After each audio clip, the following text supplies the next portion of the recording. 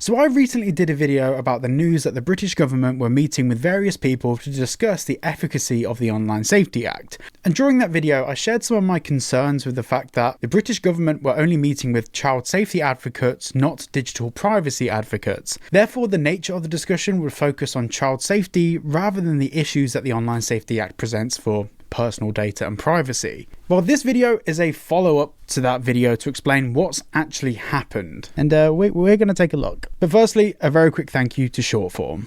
This video is brought to you by Shortform. Before I go ahead and buy a book, I like to have a good understanding of the book and the author. And thanks to Shortform, this problem is solved. There's a lot of services out there that will try and summarize books for you, but no service even comes close to Shortform. Not only does Shortform have a team of expert writers that actually go through and summarize the books, but also, as you can see on screen, the amount of other things they offer compared to their competitors is leaps and bounds ahead of anyone else. Actually, within a week of using Shortform, I cancelled my subscription with Blinkist, which I have been using for 5 years. They also have master guides on different topics, so rather than summarizing one book, you can have a wealth of information from multiple books under each individual category. You can also use their browser extension to summarize web pages, videos, whatever it might be. You can summarize all of it. Recently, I've been making a conscious effort to understand mindset and my own mindset and how I tackle problems. And one of the books I've recently gone through is a book called Mindset. And well, to be honest, that deserves a whole video in itself. Essentially, what you need to know is Shortform's like the Netflix of books, and it acts as your gateway to tons of information by incredible writers for less than the cost of one book a month. Using my link down below, you get yourself a free trial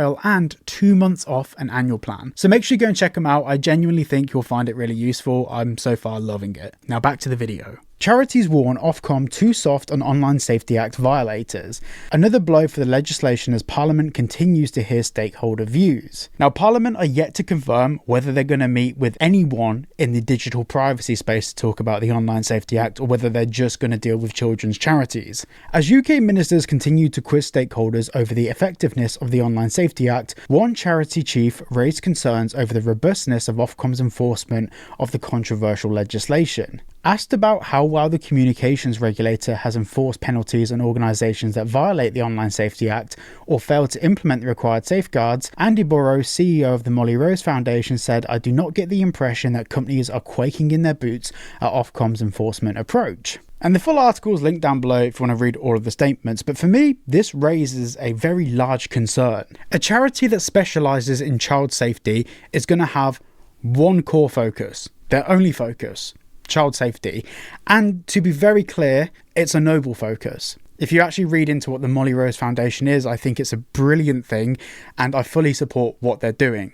However, and this is a big however, charities like this and other child safety charities, of course, only have the primary focus of just protecting children, and that's it. They don't have any concerns for national privacy or any of the other privacy concerns that come with whether it's terrorism threats or whether it actually comes from enemy countries to the UK. They're not concerned with those things, and nor should they be. It's not their focus, and it's not what they're trying to achieve as a charity. But so far, all of the conversations that Parliament's been having have all excluded talking with actual privacy experts, people that understand the need to keep people's data private. Now, what these charities want to do is to make sure that Ofcom, if they're going to enforce the Online Safety Act, that they come down with an iron fist and they enforce it properly, charge all of the fines, and basically make it extremely tough and strict. I can fully, and I'm giving them the benefit of the doubt here because they are noble charities, I'm giving them the benefit of the doubt that this is just for the aid of what they're trying to achieve as a charity, and I do fully support that. But if we actually look at the fines for the Online Safety Act, and this is something that we spoke about quite a bit before on the channel, but that's 10% of a company's global revenue. So companies like TikTok, Instagram, Facebook, as soon as they start getting fined 10% of their global revenue, they're not just going to make sure they keep within the rules of the Online Safety Act, they're going to massively overreach. And we've already seen this, and I've done full videos diving into how posts were removed from various social media accounts that nothing was wrong with, and also how content is being blocked that isn't a child safety concern, it's a free speech concern. And we are starting to see this absolutely monumental overreach taking place in front of us. And there's also room for margin here. For example, the founder of the Five Rights Foundation said, "I would absolutely say in defence of Ofcom that the Act is wrong in certain places and does leave certain gaps and will need some more work." And this is a perfectly valid thing to say, but when you start smoothing out all of the gaps and actually start saying what people can and can't view online and what they can and can't say online, we're walking a very narrow line between actually living in the free world and some sort of dystopia. Look, I'm not going to sit here and pretend that protecting children isn't important. Of course it is. But like I've said before, and like I'll continue to keep saying as long as this channel exists, there are other ways to protect children online. I've done multiple videos explaining the actual things that we can do to make sure children don't see inappropriate content. And it all comes down to three things: internet service providers having proper child protection on home routers that parents can turn on and off, 2, educating parents, and 3, the parents implementing their rules to look after their children properly. And if parents aren't going to do that, then once again, that's a parental issue. Myself and many others grew up in an age of the internet where we could access some pretty goofy stuff online, stuff that we probably shouldn't be watching. And the generation before me had a lot more freedoms in the real world to go and do whatever the hell they wanted, and so on and so forth. Governments coming in and restricting content and also requiring people to submit identification to access content won't produce a well-rounded, well-educated society. It will lend itself into a propaganda machine that allows governments to basically push whatever they want into the media and have full control over the narrative. Now, to some extent that does exist in the UK and every country anyway. Like, media organisations that are government owned will post things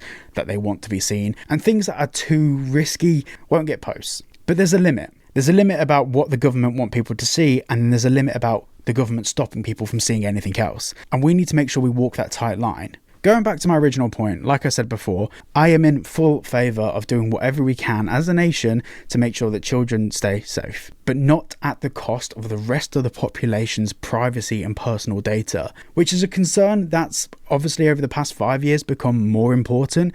But now with all of the conflicts that are happening in the world, it's becoming even more integral to the privacy of our nation, and it's something that we should treat as sacred. You know, if you go back 50 years, you wouldn't be going out handing your address out to people. You wouldn't be doing any of this stuff because that would just be weird. Your next door neighbour can know where you live, your friend at school can know where you live, and that should be the limit. Now we live in a society where everything's online. I mean, I'm talking to you right now online. Everything exists online, so as much as we need laws to protect children, we need even stronger laws to protect everyone when it comes to online safety protections. And the Online Safety Act focuses on the protection of children, not the entirety of the British population. And this is going to be maybe a controversial take, and I don't want it to be. I want it to come across as authentic as possible because I mean it. But if you had to choose between protecting every child in the UK or everyone in the UK, including children, I'd go for protecting everyone in the UK, including children. The children of today are going to face severe privacy concerns as they become teenagers, adults, and going on into later life as the UK evolves into this new digital landscape. And things like the Online Safety Act fix 0.01% of the problem at the expense of 99% of the population. The last thing I want to say in this video is this is a really tricky one to talk about, because the way that governments and organizations paint this is that if you disagree with it, you want children to be harmed. That's the optics that they put out there into the world, where if you're disagreeing with the Online Safety Act, then all of a sudden you're the worst things imaginable, not realizing that there's so much nuance to this situation, and it's a way of damning the arguments against the Online Safety Act. To be categorically clear, there are 3 things that we've discussed in this video and every other video that can be enforced to make sure children genuinely stay protected on the internet.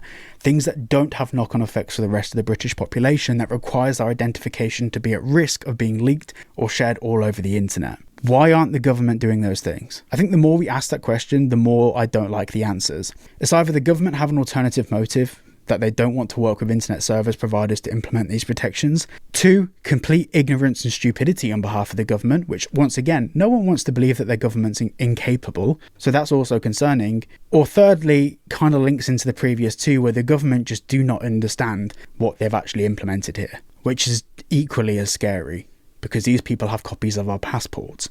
Anyway, a massive thank you to Shortform for sponsoring today's video. If you did enjoy, please make sure to like and subscribe, and I shall see you all in the next one.